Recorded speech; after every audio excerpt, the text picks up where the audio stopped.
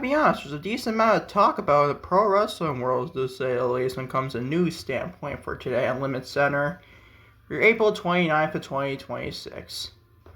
Anyways, what is going on, everybody? Welcome to episode Lucas E. Allen 1018 on YouTube and all audio platforms. Lucas E. Allen Show. With spoiler, your LimitsCenter podcast, your Wednesday, April 29th of 2026. For anything else, follow me on social media, say X Cyrus on Twitter. And also Lucas E. Allen 1018 on Instagram, TikTok, and Facebook. Or Lucas E. Allen, just Lucas E. Allen in Facebook. I feel like a little bit of gurgle in my burp there, honestly. I just came off of lunch and stuff like that. I know. My stomach is as cursed as a Danhausen joke, honestly. No, not funny. Sorry. Anyways, follow me on social media, to say at least. On today's podcast on YouTube, hit the like button to today's podcast. Hit the subscribe button if you've done so already. Turn on the bell for your post notifications and uploads to our YouTube channel. And always, feel free to leave a comment in my LimitsCenter podcast for Wednesday, April 29th of 2026. Watch on Spotify, do the same thing, leave me a comment, and also a 5-star rating, very nice as well, to say at least. And always, speaking from my Monday Night Raw, April 29th or 27th, 2026 review, I hope we be knock on wood out today for Wednesday, April 29th for today. Knock on wood. Very big lot knock there, to say at least. So let's go into your news for today over pro wrestling world. Because TripleH signs a new multi-year deal with WWE and to remain chief content officer. Oh joy. So great news for me, said nobody fucking ever. One of the even better news, said nobody ever. Nick Khan defends Triple H in the current WWE product. Oh boy, it's probably a big news story of the frickin' day. Mine more than Triple H news, honestly. Fucking idiot is Nicholas Khan, if you ask me.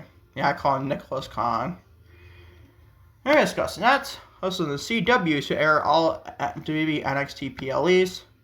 Exclusively to Sally, so we don't be discussing that.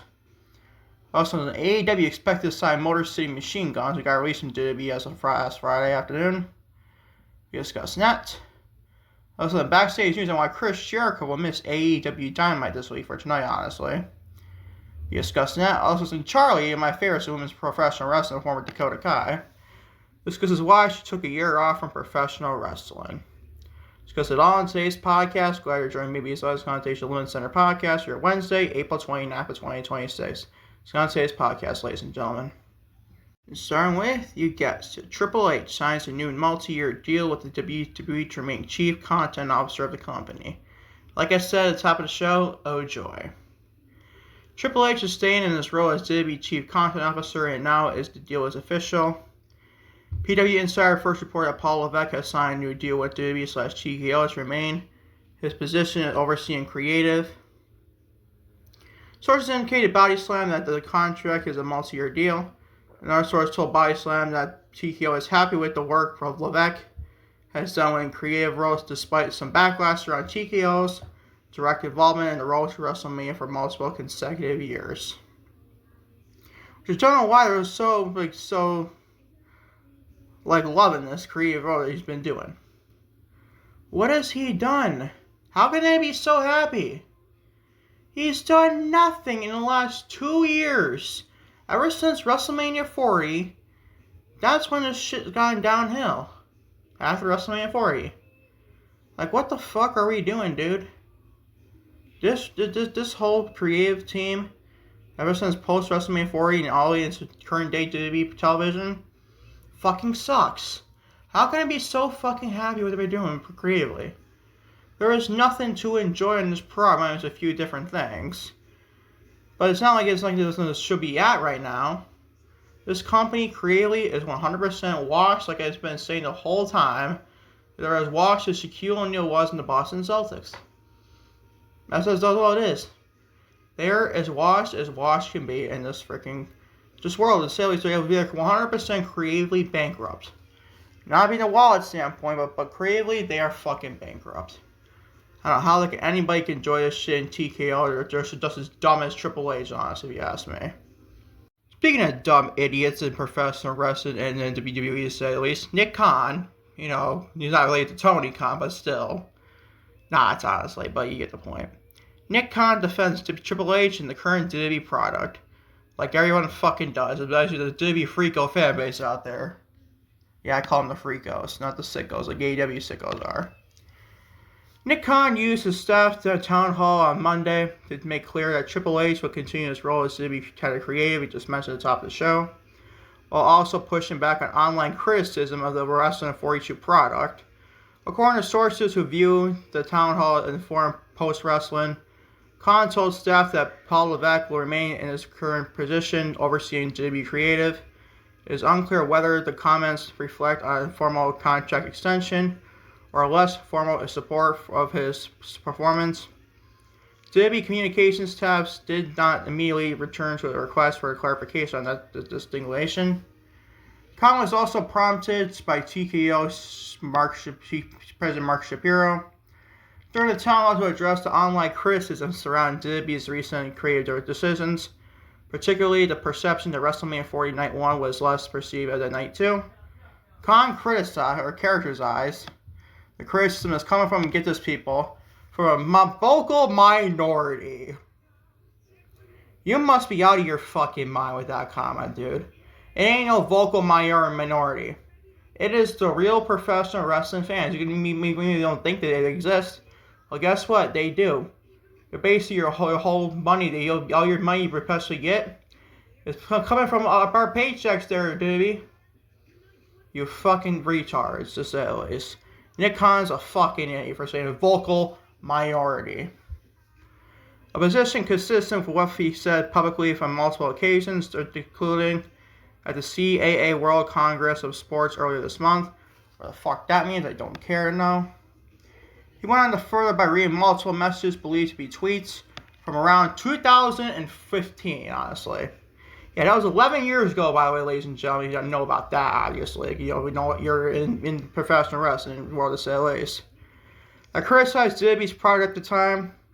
The parent proposed was argued that online criticism of WWE has historically been an unreal or reliable indicator of the company's actual stand, given that the product continued to grow commercially in the years that followed. So fucking what? You're basically just trying to get the online criticism out of your freaking skulls. You're basically pushing about this creatively bankrupt shit that I'm saying. And a lot of different people are saying that there's a watch that Shaquille O'Neal was in the Boston Celtics of this version of professional wrestling. You're basically saying that fans don't exist. You know, they do exist. They show up to your arenas and chant what chants and stuff like that I don't like, but still. Just making examples of chants they've been doing. But how can you just blow away this constructive criticism like this without actually doing it? Nick Khan is a fucking moron. I'm sorry.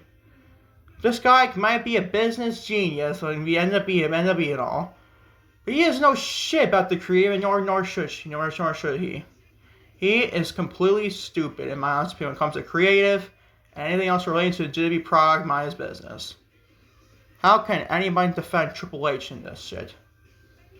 He is a fucking idiot. He doesn't know what the fuck he's doing. Nick Khan doesn't know what the fuck he's doing. This company is stupid, people. They don't know what the fuck they're doing. They really don't know what they're doing. Watch their weekly television shows now will show what they don't know what they're doing. I'll be honest, I enjoy Raw most weeks, but this week's show is kind of like, at times, boring to a point. We discussed it on today's podcast. Monday Night Raw review for this, at least for later this afternoon, hopefully, knock on wood. Anyways, Nick Khan is a freaking idiot to wrap up this segment on the podcast with LimitsCenter, obviously. What an absolute stupid thing to freaking say to defend Triple H. I don't care if you work for WWE or not there, Nick Khan. Moving on to CW Network to air all WWE NXT PLEs. The CW Network and WWE announced yesterday that all NXT Premium Live events, also known as PLEs, obviously, will now air exclusively on the CW Network begin this Great American Bash later this summer. The CW will broadcast 20 PLEs in its entirety live on the coast. The coast is over the next several years, including Stand Deliver, Deadline, and Vengeance Day. with addition to all NXT PLEs to CW's lineup. The network is now the exclusive home of all NXT programming and weekly television shows, obviously, which showcases the WWE's hottest up-and-coming superstars. Also airing weekly NXT installments every Tuesday night, like just mentioned, and WWE will continue to produce all PLEs. I don't mind this, I just hope it's for free to a point. Like, who wants to pay for an NXT PLE? Who wants to pay for NXT television show is beyond me either. Like, that's just as stupid, this is as dumb as a product and we could delve television. No, it's not that good. Especially for PLE, so I'm thinking they can make it like $1 maybe, but I don't know how you doubt, but it might as well be for free at that point. But honestly, the CW should be hosting NXT PLEs, so I don't think ESPN wants to host anything NXT related. Maybe it was overseas and stuff, maybe, I don't know about that though. But I do like this move for CW Network hosting the NXT PLEs. I just hope it's not you have to pay a dime for this, honestly, to say at least. Moving on to AEW, expected to sign recently released tag team on Friday afternoon, Motor City Machine Guns, Chris Sabin and Alex Shelley. Motor City Machine Guns have a clear path following their debut release, and multiple sources believe that All Elite Wrestling AEW will be their next destination. According to Fightful, Chris Sabin and Alex Shelley will be without a WWE contract in July, when their deals expire following the post-WrestleMania 42 roster cuts. TNA sources told Fightful that there is always a home for the team in TNA, but those same sources expect AEW to ultimately be where the duo lands. You know, of all the releases we got, honestly, this past Friday night, or Friday afternoon maybe, I think the Motor City Machine Guns guys, Chris Sabin and Alex Shelley, was the most obvious people to go to AEW. To me, they honestly fit AEW more than they did WWE. Especially for tag team wrestling. Granted, tag team wrestling's been taking a back seat in AEW, definitely recent years and stuff like that. But I still think they're a much better fit for AEW, if you ask me. And getting good guys like that, and obviously you got FTR, the Young Bucks, be fun matches, those two teams. Cope and Christian, too, maybe to a point, if they stayed with for a couple more years, but I highly doubt they do, especially Cope. But I do like this move for them to go to AEW. It's probably a better fit for them, honestly, than WWE to a point. But that's my thoughts on this for sure, if you ask me. Alright, backstage news on why Chris Jericho will miss AEW Dynamite this week. As if you freaking care, people, unless you're a Chris Jericho fan, like some people are in AEW. Chris Jericho will not be appearing on this week's AEW Dynamite with television commitments in New York City. Keep him off the show. According to Mike Johnson of PW Insider, Jericho is in New York City this week filming a TV project, and it will therefore be absent from the broadcast. The nature of the project has not been confirmed, and it is unclear whether it is related to professional wrestling. So if you're a Chris Jericho fan, you're out of your shit luck this week. If you're not, then you're actually great for that, honestly, for you. I mean, no one's going to lose sleep about Chris Jericho missing 1 week of AEW television. No one's going to lose sleep over this. So I don't know why I'm even reporting this. This was in the freaking news, man. Watching AEW Dynamite tonight, if you're expecting to see Chris Jericho, you're out of your freaking mind, honestly. After this report, obviously. My last one now backfired. He does appear in AEW television tonight, but I highly doubt that'll be the case. If you're a Chris Jericho fan, you're updating him to say at least. He's not going to appear on AEW Dynamite this week at all. Just want to point this out on the podcast for today. And finally, you're on for your LimitsCenter podcast, your Wednesday, April 29th of 2026, on YouTube and Spotify, to say at least. Charlie, the former Dakota Kai, who I loved during professional wrestling, glad she's still wrestling and everything, doing her own thing in indie scene. Hopefully she makes an appearance in AEW soon, but then again, I don't think that'd be the case, because she mentioned about stuff in WWE, how she wants to go back there and potentially, to say at least. Anyways, Charlie discusses why she took a year off from professional wrestling. Charlie, aka Dakota Kai, has opened up about the year she spent away from professional wrestling following her WWE release in May of 2025, explaining that the extended absence was not part of a elaborate plan, but rather than the result of waiting for the right moment to return. Speaking on Insider, Chris Van Vliet, I'm obviously following on it, obviously on Spotify. I can't wait to watch this interview sooner rather than later, obviously. It's got to get more into my podcast is back and stuff and that. Well, try and worry about my podcast at the same time. Charlie described that the period of recovery that was she was emotional and mentally, and it was physical, while also revealing that severe can't freaking speak, performance anxiety made the prospect of return increasingly daunting the longer she stayed away. She has not quote, took almost a year off. Yep, obviously. I don't know, I think after leaving WWE, I didn't want to necessarily rush back into anything. I wanted to get back into wrestling on my own terms. It was great to hear that, by the way. And just to find that passion and that's the love for it. And just to do it for fun. Basically, I wanted to do it for fun. And it was just a matter of the perfect time. Then when Will Ospreay hit me up, he's basically like, we love to have you on the show. We Wrestle Queendom, obviously, in March, which may return against Chris Jericho, obviously. Here's what if it is. When I found out I'm wrestling Chris Jericho, there you go. I'm like, oh my god, that's perfect. She's been on my bucket list for years and literal years, so it just worked out, Charlie said. So I love that match, by the way, Chris Jericho and Charlie, to say the least. She also addressed the anxiety that built up during the absence, which she described as severe and something she grew worse rather than if better, the longer she was away from the competition. She doesn't quote, it was weird because during my time off, the longer I was away from wrestling, which was needed for me personally, just mentally and emotionally. It was like the thought of wrestling again was looming over me. I have very severe performance anxiety, which is definitely fair if you ask me. So the longer I was away, from more anxious I got about it.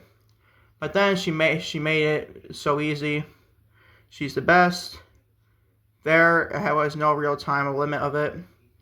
I wanted to be away from this amount. It was just more of a feeling, I guess, as soon as the opportunity came up. That is what it was going to be with the show on the big Wrestle Queendom show against Chris. And I was like, this was meant to be. Yeah, it was cool. I just really needed to take a step back for me in my own terms to just find the passion and leave love for it again.